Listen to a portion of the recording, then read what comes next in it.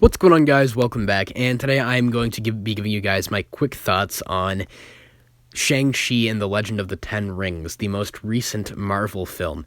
Now, you guys know that on this channel, I don't really want to talk about Marvel anymore unless it's something that I am interested in, and I just got back from seeing this at the drive-in with my family just for kind of a fun outing, and this was one that I actually did have prior interest in because of the fact that Simu Liu, the protagonist of this film, who plays the character Shang Chi, he's actually a Canadian actor, and I am a Canadian myself, so kind of part of me wants to just kind of support a fellow Canadian, and I actually feel pretty strongly about this one. I like I said, I saw it at a drive-in, so I didn't experience it the same way I would have in a theater or at home, because it wasn't great weather for it. It was kind of raining. It started raining halfway through, and then there was thunder and lightning, and it kind of turned on and off, and it was just kind of, it wasn't great. Like, the windshield was getting fogged up with rain, and it wasn't, the greatest experience, people coming in with their headlights on. So there were some hindrances to the overall experience, and I want to be able to watch it again to fully form my opinion in future. So maybe I'll do another video in future, like once I see it, like, I don't know, on Disney Plus or whatever they're going to be releasing it on. But I actually feel pretty strongly about this one. I actually really enjoyed it. It felt like they stuck to kind of the culture, and they respected it. It was kind of a refreshing take on the whole thing. As a person who isn't really into the Marvel franchise right now, it has the little things for fans of the franchise, the little appearances and tie-ins and things like that. But for someone like me who's not really into that sort of thing, it did pull me in and kind of engage me. The narrative was refreshing. It was a different type of origin story than what we've seen in the past with the franchise. The villain was actually relatively sympathetic. He's the type of character that I feel a lot of people will sympathize with. For me, I sympathized with him for a certain extent, or for a certain amount of time, until they reveal some of these things that he's done that are just really messed up. And he does have a really strong connection, close connection, I should say, to our protagonists.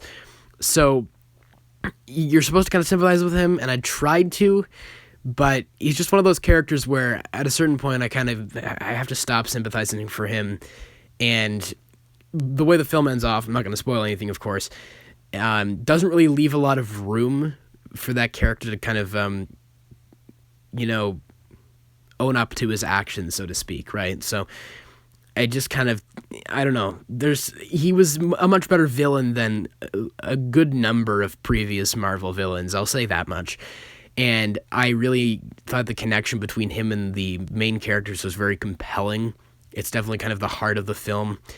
And like I said, it kind of feels like it goes off at the end. Like towards the end is where it kind of loses me, where we kind of lose that connection between the antagonist and the protagonist, and then it just devolves into a giant purple CGI fight with a giant monster, and I kind of checked out. And then they just have a bunch of tie-in bits at the end that don't really make any sense, actually, considering the prior events that happened in the film. They describe something that's happening now, but it's like, wait, why didn't that happen earlier? So yeah, like the second post-credit scene actually like ties more into the narrative of this film, so that one was better. But the first one was just kind of like, just kind of fan service, stuff I don't care about, just tying it together. I wish we could kind of get more of these films just on their own, but it seems like now the rest of the films he's going to be in are these tie-in, like, Avengers-type movies, so it's just like, all right, I don't really care. But aside from that, I really enjoyed it. Like I said, the culture, the action was really well handled. It felt like, I think the person who directed it kind of worked with Jackie Chan or something, or the stunt coordinator did, so a lot of it does feel inspired by Jackie Chan films. The action is really well handled, despite the fact that a lot of CGI is used. They're able to ground it. I felt the direction was actually really good as well, and a lot of the elements that probably were CGI, I actually sometimes couldn't tell. Maybe that was just because of the conditions in which I was watching the film, but it just kind of, I felt like it was actually really well directed. I felt like they grounded a lot of the larger-than-life elements kind of in the real world and made them kind of, palpable for me, and I actually really liked the way they handled all those elements. The friend of the main character, Shang Chi, I believe her name is Katie. I really loved that character, actually, because it's kind of like one of the first times in like one of these big franchises where I've actually seen just a on-screen dynamic between just a male and female protagonist that doesn't devolve into some kind of romance. It's just these two friends that have known each other for a long time that really care about each other, but there's no kind of like romantic or sexual tension or anything like that between them. And I really, really appreciated that. You don't see that a lot. Typically in these types of, big, bombastic pop culture things, they always have to devolve into some kind of romance. But like for me, I really appreciated like how they handled that relationship between those two characters, because me personally speaking, my best friend is a woman, and we don't have any kind of romantic feelings towards each other or anything like that.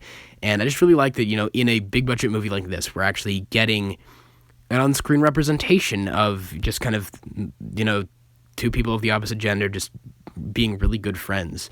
And I just really like that. And she's also a really funny character. That is kind of where some of the typical Marvel issues come in, because she's kind of the comic relief character. And it does have the common Marvel issue of the humor undercutting certain moments, and that's where it kind of starts to feel like a Marvel movie. Like I saw someone, I think, online say that, or I think my friend said that he saw someone online say that it doesn't feel like a Marvel movie.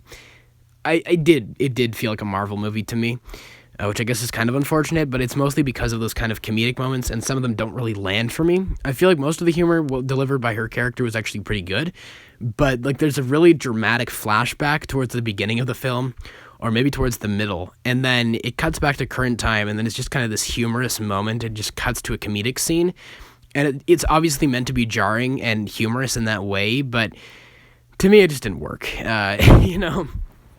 But like I said, I didn't really get to properly experience it.